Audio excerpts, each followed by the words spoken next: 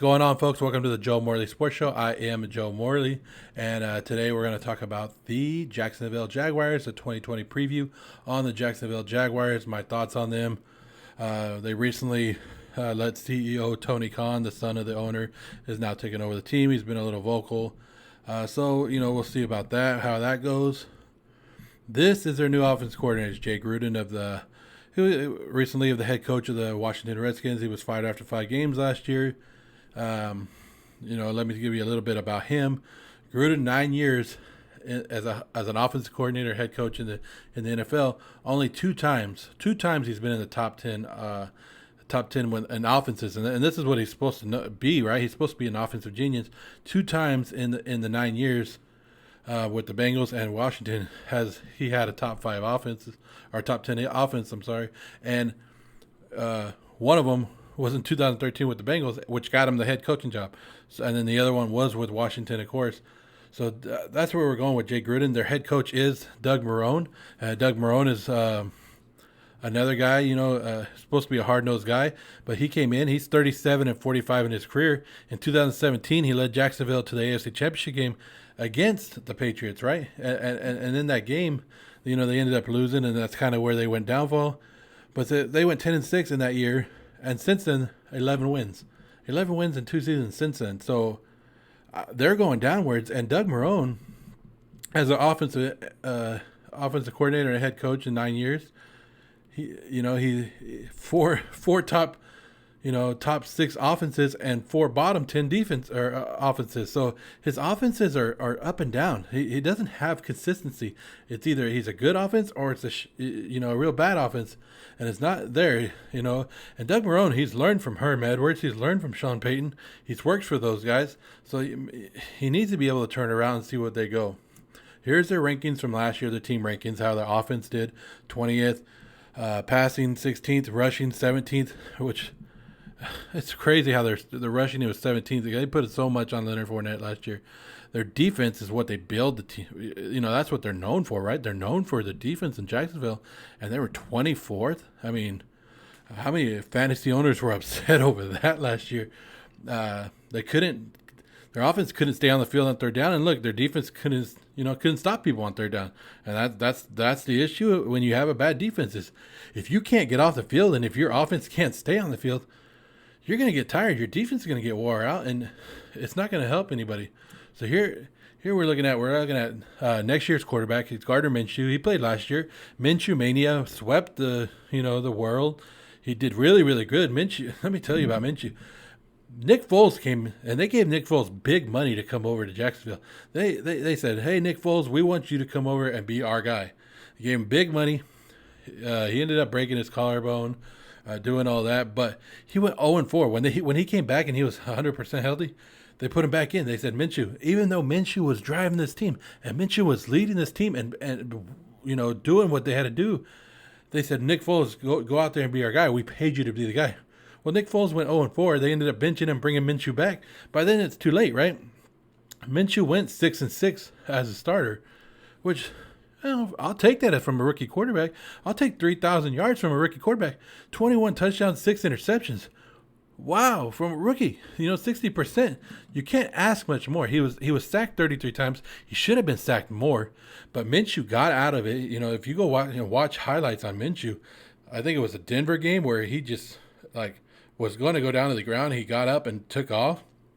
And, he had 344 rushing yards to go along with it, and he was a 6th-round pick. So they didn't bring him in here to be a savior. They didn't bring him in here as a top draft pick. They just brought him in as a chance, and look what he's turned into. He's turned into the starter year 2 of Jacksonville as of right now. So, I don't think he's going to be an elite quarterback, but he's good enough for now to carry this team while they rebuild.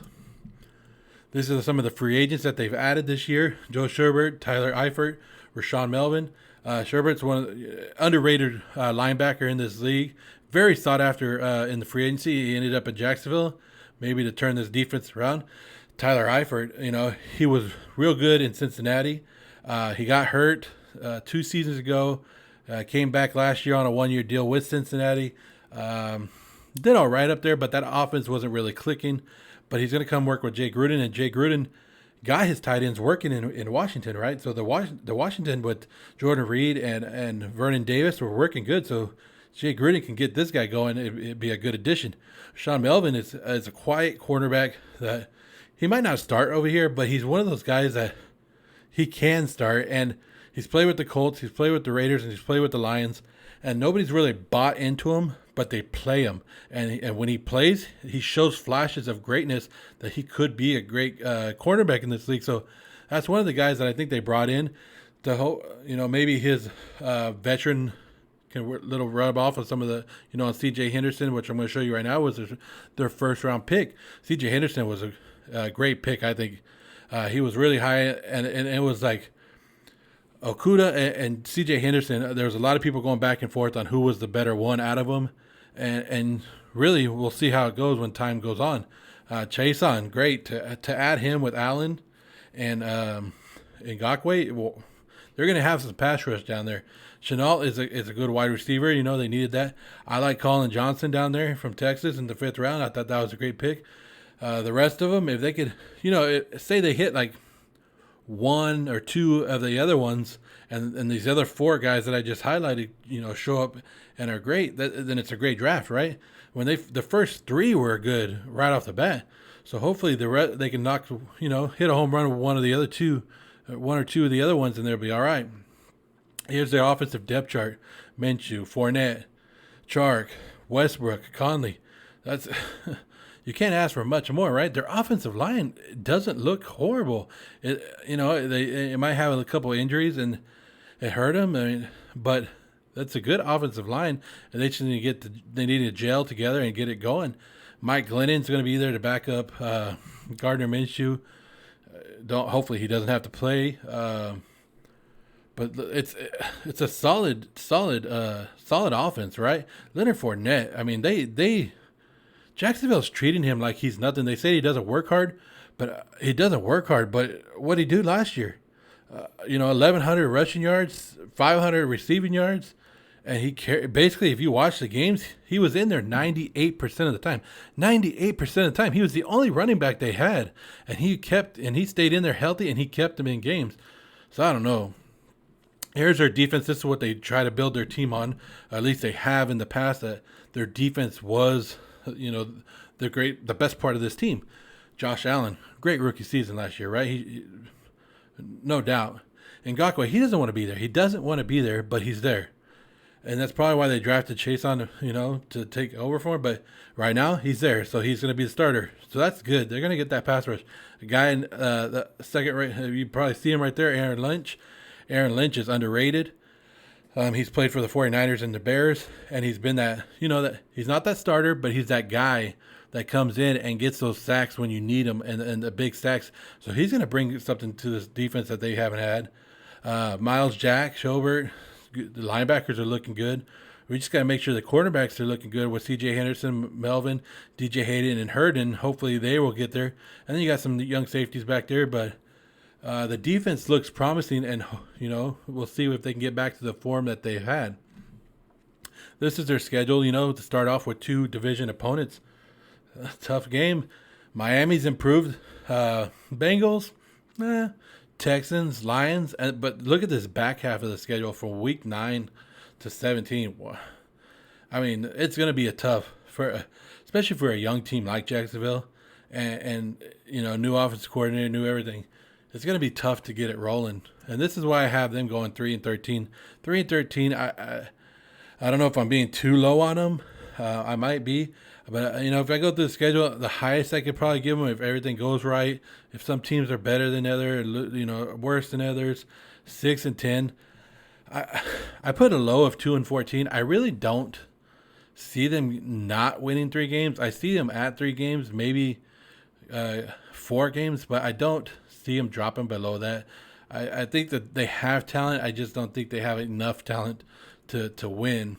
Here's their salary cap status for the next couple of years: $20 million for the rest of this year, but that's because they have to still sign their their draft picks, right? So, but look at next year, $97 million. They're gonna have Ngakoue and Fournette as their free agents, so they got to see what they're gonna do with that. I think they let both of them go. I don't think I I personally don't see both of them coming back. I don't even see one of them coming back.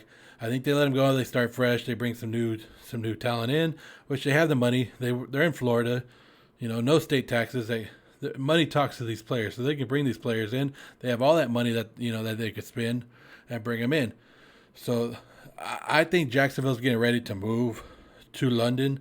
I could be wrong, but I think that's where they want to go, and that's where it looks like they want to go. They bring in some young players, get it ready to move, and get over there, and then try to sell it on the free agents after that.